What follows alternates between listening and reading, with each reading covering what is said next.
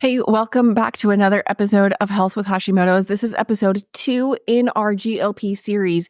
And if you know about GLP, you know that it is one of the hormones that your body makes to essentially help you feel not hungry.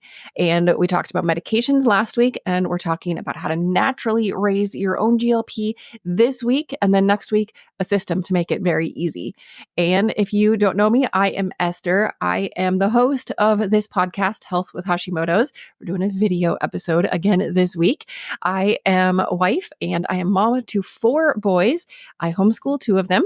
And I also am a registered nurse.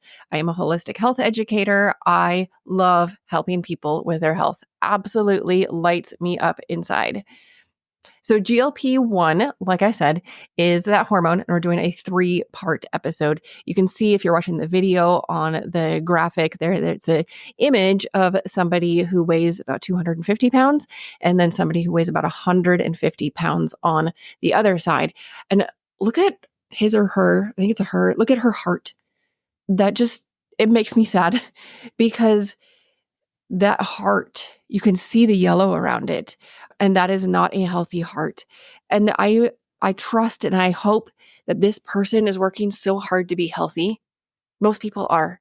We want to be healthy and we want to do the things right. And sometimes you feel like you're doing all the things right and it's not working. You're not losing weight. You're not releasing fat. Your hormones are still going crazy. Your blood sugar is all out of whack. It is so hard and you're trying so hard. And that's why we're doing this episode series, so that you can have some hope and you can have some solutions. Of course, as with every episode, this podcast is for informational and educational purposes only. Please discuss any questions or concerns with your healthcare professional.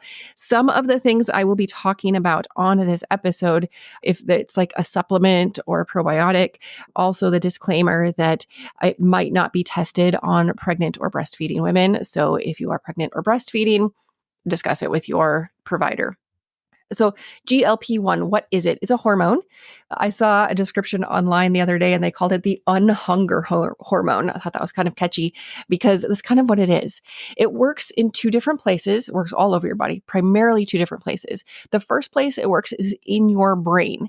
It decreases what's called anticipatory food reward processing. In other words, your cravings. That's the food noise. It's your brain talking about food, anticipating food, wanting to eat food, always thinking about it. GLP-1 is a hormone that decreases that noise. And then it also decreases consumptory food reward processing. And that is when your brain is like, oh, yes, I'm eating. I'm so excited. And then you overeat. So the GLP-1 decreases both of those. It decreases the food noise and it decreases the overeating part in your brain. That's super important. GLP-1 hormone is primarily made in your gut, but it is also made in your brain. I think there's like 15 different spots in your brain, which is so fascinating. And also your brain has some GLP-1 receptors. In the rest of your body, number 1, the GLP-1 hormone regulates your blood sugar. And we need that. You don't have to be diabetic to need your blood sugar regulated. It also slows your gastric emptying. So this is in your gut. When you eat, then your food is, of course, drops down into your stomach. And we want it to leave our stomach rather slowly. Not forever. That's, a whole nother problem. Your body is made for the Goldilocks range. We want it to leave slow enough that it can pass over this section at the end of your stomach that triggers the hormones.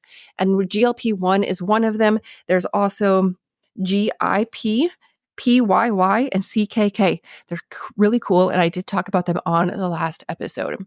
The third thing GLP-1 hormone does is it reduces your appetite. That is different than the brain one that I just talked about. And number 4, it increases satisfaction after eating. Now, that one can be related to the GI tract. It can also be related to the brain.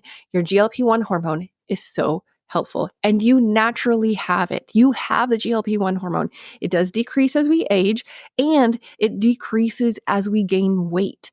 People who are obese tend to have less GLP-1, and they're more resistant. The receptors are more resistant to the GLP-1, which is a problem. Thankfully, you do not need a prescription to increase your GLP-1. I'm going to go over a whole bunch of things in today's podcast episode. I'm going to talk about lifestyles, foods, and supplements.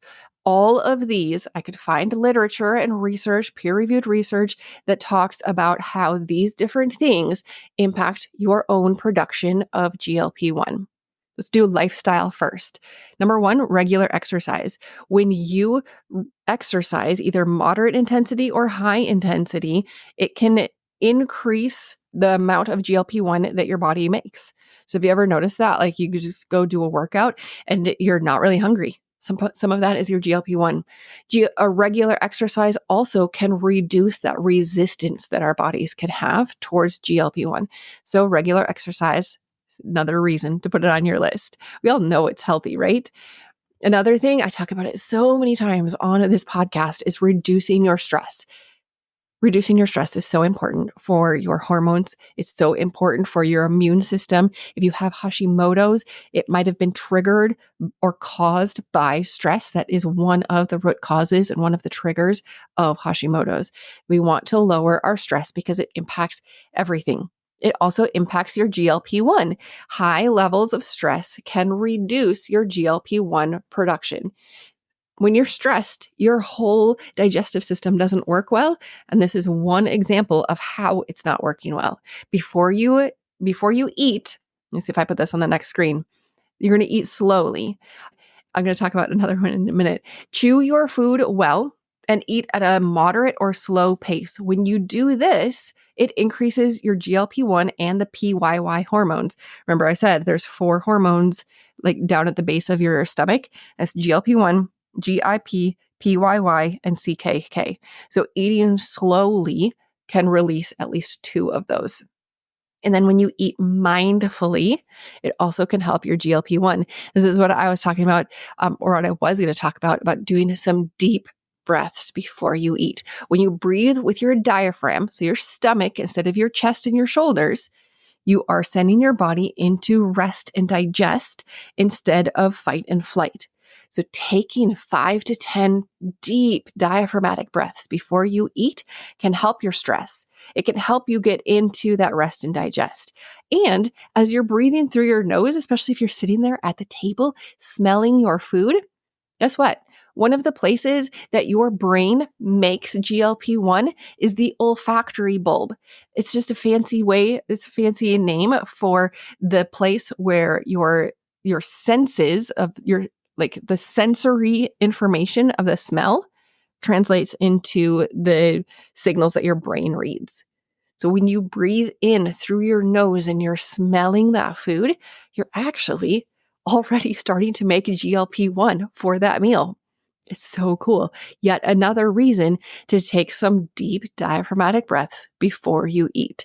I just learned that one yesterday when I was preparing for this podcast episode. I'm like, wait, what?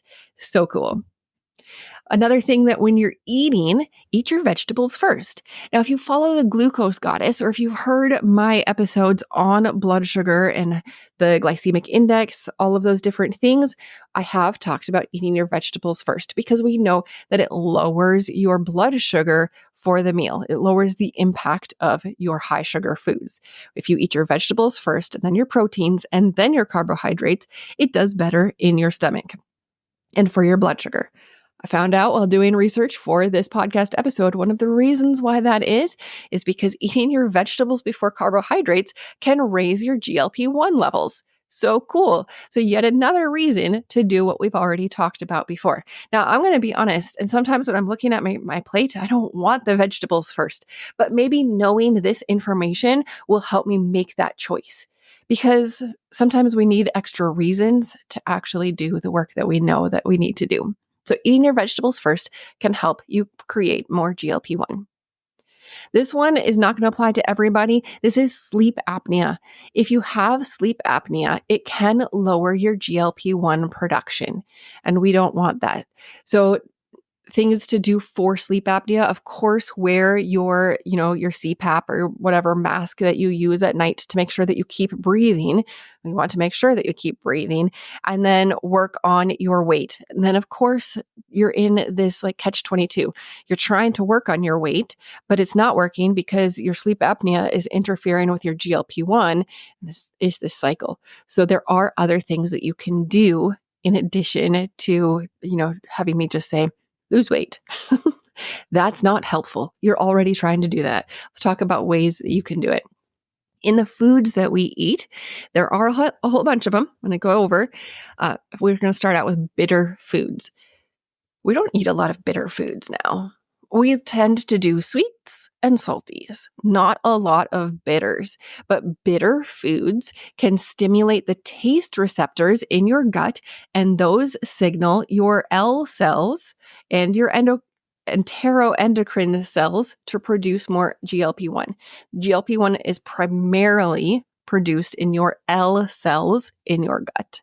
And so bitter foods can trigger that and stimulate it. These include arugula, dandelion greens. It's fall right now for me. I don't have very many dandelions, but in the spring, you can go out into a non-sprayed area and pick some dandelion greens. I have found that the older they are, like after they have a flower, they're really bitter. If you get them early before the plant flowers, they're not quite as bitter. Still bitter, and they're always good for you. Also, dark leafy greens, bitter melon. Green tea even qualifies as a bitter food that can increase your GLP-1. Yerba mate, coffee, dark chocolate, and many others. Yay for this, right? That does not mean go out and binge on dark chocolate and coffee, but it's good to know that they can help, right? Also, chicory root. This is it's a root. It looks like a ginormous carrot, except it's kind of pale. And I know they have them in Louisiana. I don't know where else it grows, probably lots of places. I know that it's in Louisiana because during the Civil War, coffee was very hard to get. And they started to roast and grind chicory root and use it in place of coffee. And so now if you order a New Orleans style coffee, it's chicory root. I have also seen chicory root in a lot of teas, and you can just get it plain. So it is high in inulin fiber. I'm going to talk about fiber a couple more times in the next couple slides because inulin fiber helps your body produce more GLP-1. It's a soluble fiber and it feeds the beneficial bacteria. So inside your gut, think of it as a garden. You have the soil, you have the seeds, and you have the fertilizer, right? Well, the soil is your prebiotics. The prebiotics is what feeds the seeds. You need that soil. You need healthy soil. So you need healthy prebiotics, and a lot of that is insoluble fiber. Inulin fiber is a really good one to feed your gut. And then the seeds in your garden, those are probiotics. There are also some probiotics that increase your GLP-1. We're going to get to those in a minute too. So inulin is that soluble fiber. It feeds the beneficial bacteria, so it feeds the probiotic. And inulin fiber itself appears to promote the secretion of GLP-1. It is great if you like chicory root. I have seen it also on Amazon. I'll have a link in the show notes. I'll probably put this episode up on my website because I have so many links. Like every single thing that I'm looking at, I have a research study to back it up where I found the information. So chicory root, you can find it on Amazon. The bag that I looked at, I think they said one bag will last you over a year if you're doing 1 scoop a day. So that would be a great deal. So you can get chicory root online and maybe at your grocery store if your grocery store sells it in like a coffee format. Like I said, inulin fiber is the best. It is in chicory root, but it's also in some other things, just not in as big of amounts. Specifically, it's in jicama. Jicama is kind of like a celery, kind of like a potato. It's not super common, but I feel like it's getting more popular because people are looking for healthy starch alternatives. So jicama, Jerusalem artichokes, that is not a regular artichoke. It's different. Jerusalem artichokes, dandelion greens, which I already listed for another thing. The bitter greens, they also have inulin fiber. Garlic, leeks, asparagus, onions, and shallots. They all have some inulin fiber. And then there are other foods that help stimulate your GLP-1 as well. And I got a lot of these from an article called Nutritional Modulation of Endogenous Glucagon-like Peptide 1 Secretion. Big long way to say foods that help you make more GLP-1. Now, this article said that foods that are high in fiber, that have short chain fatty acids, that have polyunsaturated fatty acids, these can all help. And it specifically listed high fiber grain products. And it said oatmeal, and that's like old-fashioned oatmeal or steel-cut oats. If you have the quick oats, they are not as friendly to your blood sugar. I don't know what that means for your GLP-1. It did not say. But knowing that I've done research on, the glycemic index and the difference between quick oats and old-fashioned oats, I would always pick old-fashioned oats if that is a possibility for you. And old-fashioned, it takes 5 minutes to create versus the quick oats, which is 1. It's a little bit more time in the morning if you're going to have breakfast, but it's a lot better for you. So high fiber grain products, nuts, avocados, and eggs, they all seem to influence your GLP-1 secretion. And olive oil was also mentioned. Eggs, there was another article that I read and it said 3 eggs for breakfast. And they were talking about healthy males. That's just who they tested. That doesn't mean that it's not going to work for women, right? 3 eggs was much better than a bagel. We kind of all guessed that, I would think. Oop, I already talked about inulin fiber. Okay, now we move on to probiotics. If you are in the health space, you've probably heard about Akkermansia. It is a very popular probiotic right now. In fact, one doctor I follow, he has said that we are in something of an Ackermania phase because everybody's talking about it. Everybody wants to increase their Akkermansia. Akkermansia is a probiotic or a bacterium that's in the mucus lining of your intestine. So if you have leaky gut, we want to help heal that, and Akkermansia may be able to help that. Akkermansia levels decrease as we age. And so, of course, we want to increase those because Akkermansia can increase your GLP-1 and it can help your fat tissue burn. So it's going to help you speed up your metabolism in your fat cells. Now, how you're going to get it is in supplement form, but it's already in your gut. So just feeding your probiotics with the inulin fiber and with other, fruits and vegetables, lots of fibrous foods, that can help increase your Akkermansia. You don't have to do anything as far as supplementing your Akkermansia. You just have to make a beneficial environment for it to grow. You already have the seeds. Hopefully, you already have the seeds in your gut. And intermittent fasting and exercise can also help increase your Akkermansia levels in your gut. There's also Lactobacillus gasseri. And this is a probiotic, and it helps ferment the dietary fibers, because again, you're eating fiber in your diet, right? And then those fibers, as they are fermenting, they produce the short chain fatty acids. Those short chain fatty acids tell your L cells to make more GLP-1. It's so cool how you can eat something and then it can cause this chain reaction. The end of the chain reaction is that your blood sugar is more balanced and you're losing weight. How to get Lactobacillus gasseri? I honestly could not find for sure how to get this one other than supplements, but many fermented foods, they contain lactobacillus and maybe this strain of Lactobacillus gasseri. So things like yogurt, sauerkraut, kefir, sourdough bread, and kimchi, those all contain lactobacillus. I just don't know which strains. Maybe the gasseri, I don't know. I could not find that. And if you have a better Google than I do, then let me know. Berberine is not a probiotic or prebiotic. It is, I tend to think of it as an herb. It's found in some plants. but mostly you get it from supplements because we don't have barberry plants in most parts of the world. And we're not going to, get the stems, bark, and roots of the barberry plant. Small amounts are also found in oats, wheat and cranberries, but berberine is amazing. I've been talking about it for several years because in some research, it works better than metformin for balancing your blood sugar. And that's huge. It's natural. It has way less side effects and it's more effective. But you know what? It's not a product of big pharma. So you're probably not going to hear about it from your doctor.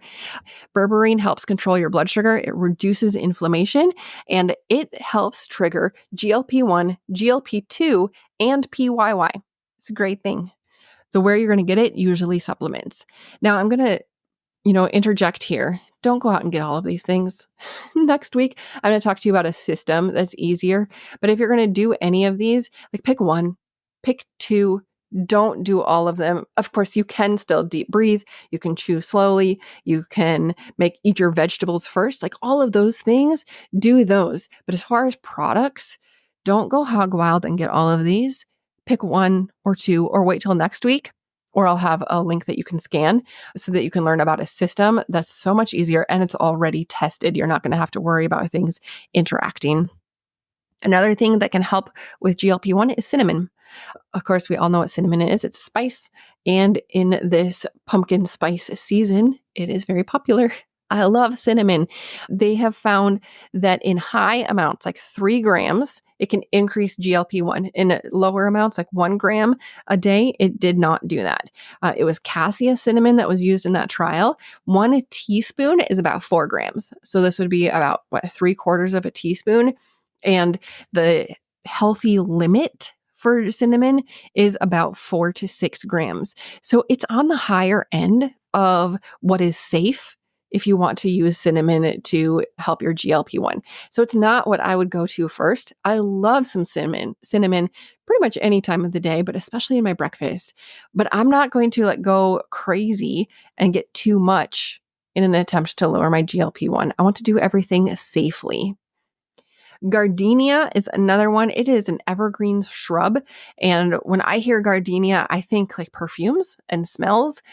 It is this GLP-1 stimulating part is a small molecule from the gardenia fruit, and it targets your L cells again so that you can make more GLP-1.